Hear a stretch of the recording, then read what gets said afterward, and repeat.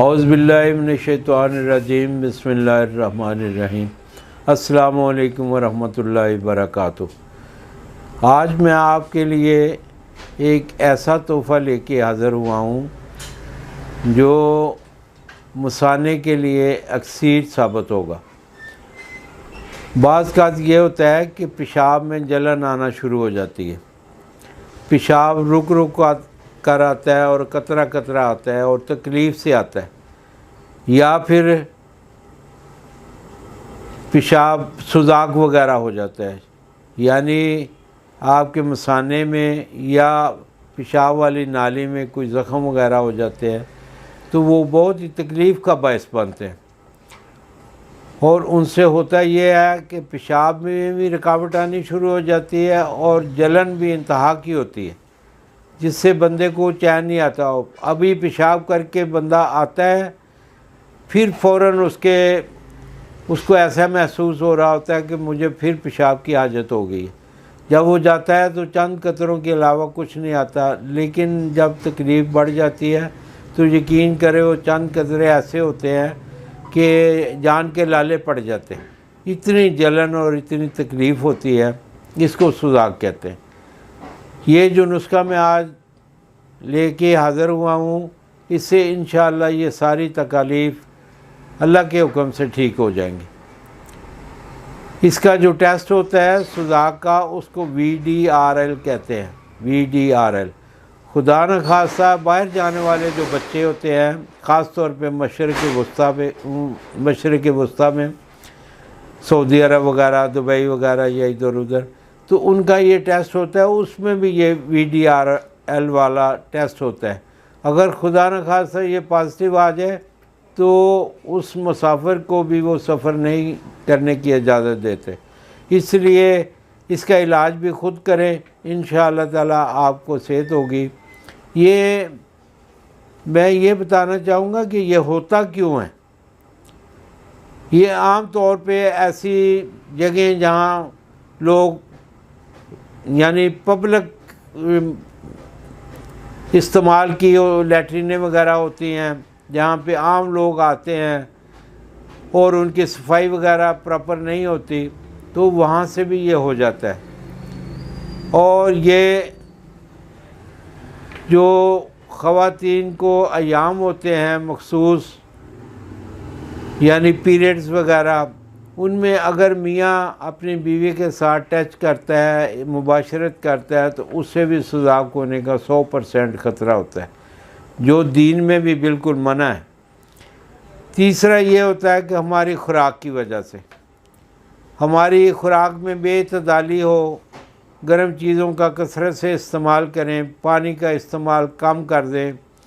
ये तेज़ मिर्च मसाले और ये केमिकल वाली चीज़ें अगर हम कसरत से खाएंगे तो उससे भी ये ख़तरा होता है कि आपको सुजाक हो जाए। अगर सुजाक नहीं भी होता तो उसकी अलामतें आने शुरू हो जाती हैं कि पेशाब रुक रुक कर आता है। आपने देखा होगा छोटे बच्चे सर्दियों में ख़ास तौर पर वो बार बार पेशाब करते हैं, थोड़ी देर के बाद अपनी अम्मी को कहते हैं मुझे पेशाब करवाएं। थोड़ी देर के बाद तो जब वो वाशरूम में जाते हैं तो पेशाब खुलकर नहीं आता, चंद कतरे आते हैं और बच्चा सारा दिन इसी काम पे लगा रहता है।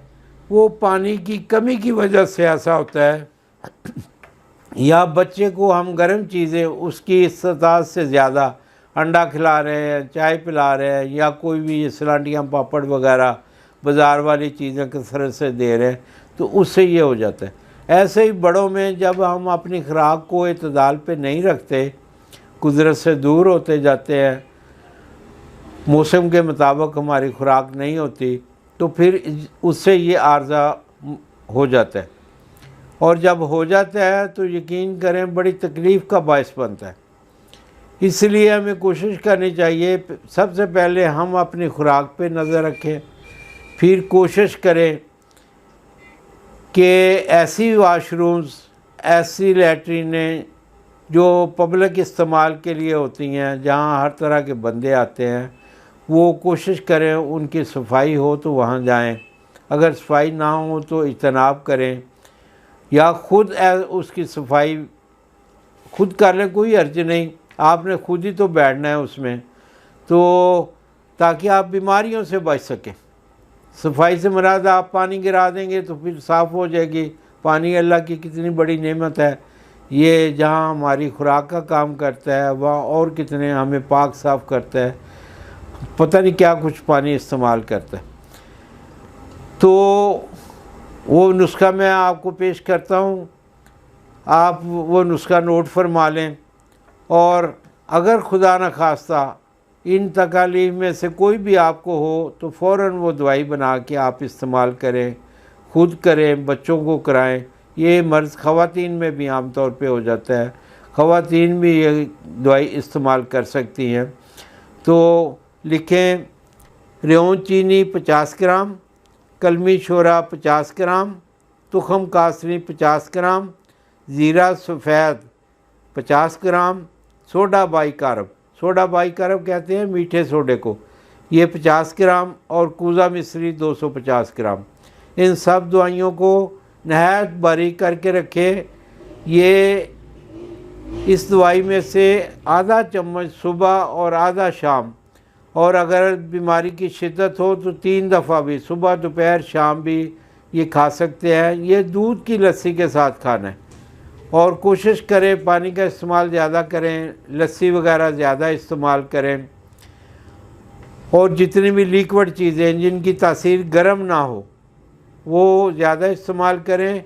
और इसमें चाय, अंडा और तली हुई चीज़ें और ये बाज़ार वाली चीज़ें, इनसे कोशिश करें बचने की। ठीक है, अल्लाह आपको सेहत अता फ़रमाए, अल्लाह आपको खुशियाँ अता फ़रमाए और खुशियाँ तकसीम करने वाला बनाए। आप मेरे लिए दुआएं करें, मैं आपके लिए दुआएं करूँगा।